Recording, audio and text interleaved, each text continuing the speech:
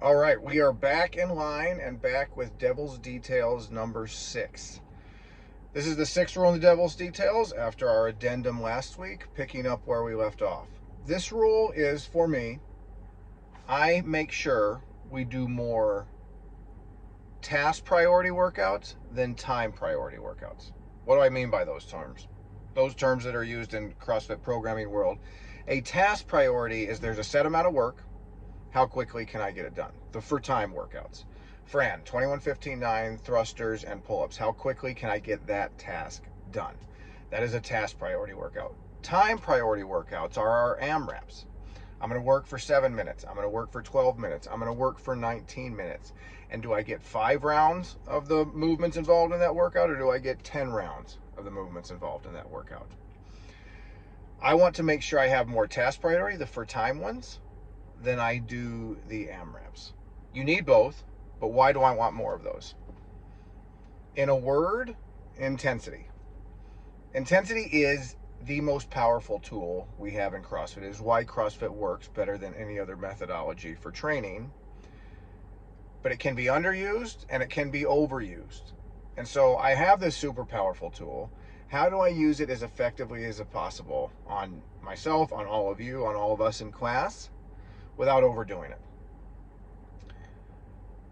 For time workouts, the workouts where it's 3 rounds for time, whatever it is, speaking in broad terms, tend to drive intensity more than AMRAPs do.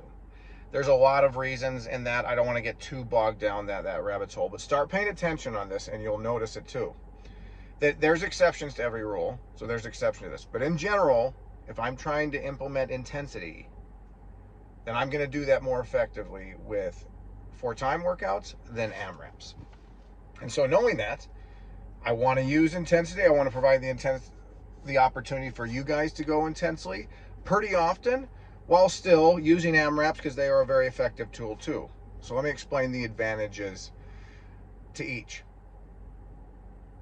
On a long, if there's an AMRAP that is 18 minutes long, if there's 3 movements that you can get a lot of, you're doing 10 wall ball, 10 power snatch, 10 box jumps, whatever. Just because of the nature of different people's strength of different movements, different fitness levels, in 18 minutes, one person could get twice as many rounds as another person could in class. We all know that. There are lasting implications to that, because that can make somebody a lot more sore than another person if I do that AMRAP, because they did a lot more work than this person did in the 18 minutes. And so that's something when I'm considering a week of workouts and the implications of these workouts down the road and how they fit together, I need to consider that option. So how do I regulate that in AMRAPs? I want to use an example here. Janelle and I and Scarlett went out to breakfast this last weekend. We went to Snooze. Janelle usually gets the fruit salad. If we're out somewhere and it's fries or hash browns, she will mostly get the fruit salad. So she's a little bit of a connoisseur of fruit salad. If Janelle had her choice, it would basically be a bowl of strawberries. It would just be strawberries. But anyways, I know her least favorite, the thing that she does not want to see in fruit salads, but I know why restaurants do it because of, I think, price options, is melon. Melon, if you notice at fruit salads a lot of places, is the filler in fruit salad. I think, again, it's cheaper, takes up space, takes up flavor. I don't mind melon. I think it's great. I like eating cantaloupe, whatever it is. But it's a good filler for a fruit salad. Janelle despises melon for that reason. What is the filler in an AMRAP? If I'm doing an 18-minute workout, what is the filler? The filler is a monostructural movement. What are monostructural movements? Monostructural movements are basically your general, when you think of, I'm going to go do some cardio, the movements you think of like that way. I'm going to run, I'm going to row, I'm going to bike, I'm going to jump rope. These are monostructural movements. The body is working as a unit. In the CrossFit world, body weight movements are gymnastics. Anything moving an object is like your weightlifting because you're moving weight. And then there's monostructural, you're running, you're rowing, you're biking, you're jumping rope.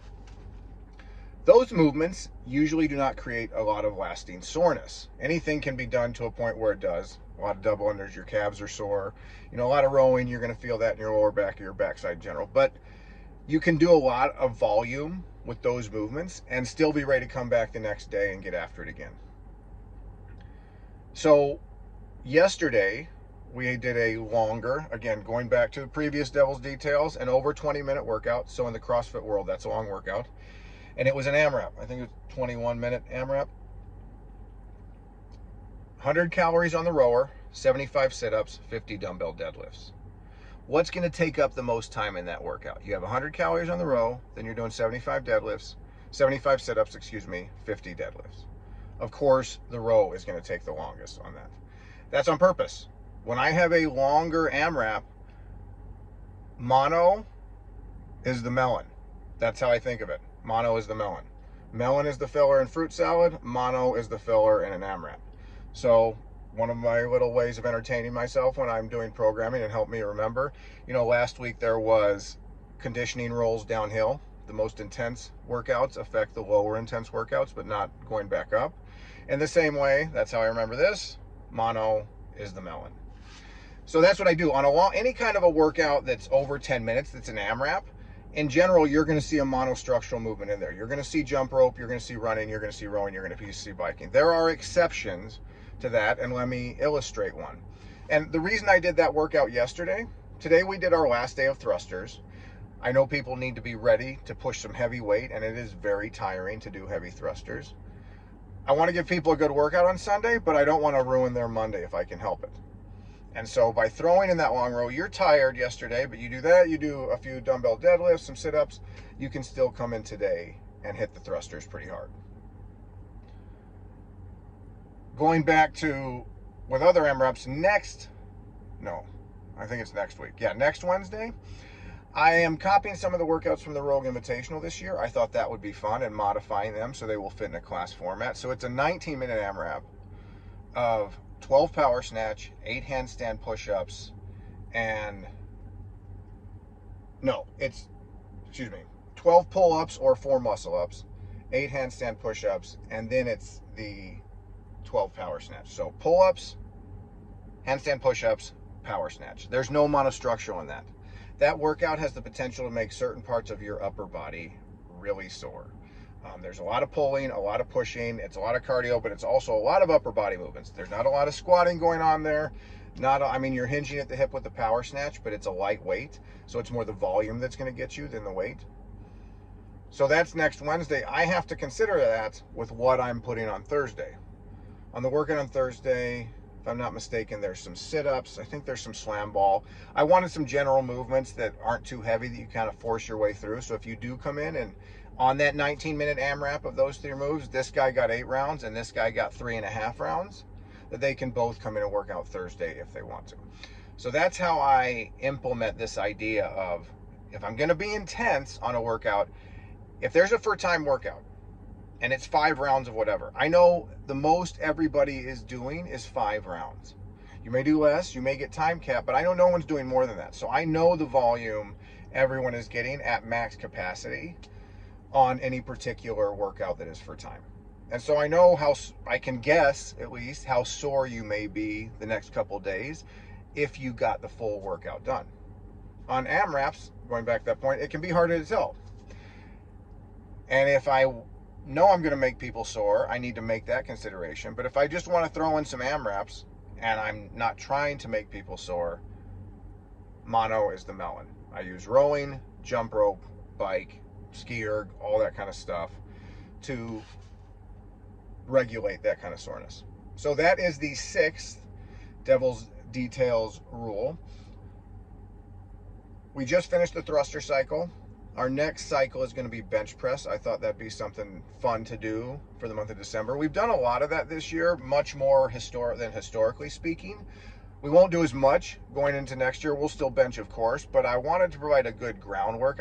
Since we haven't done a lot, I wanted to build a really good foundation on that, kind of actually build some new strength that we can maintain and grow going forward.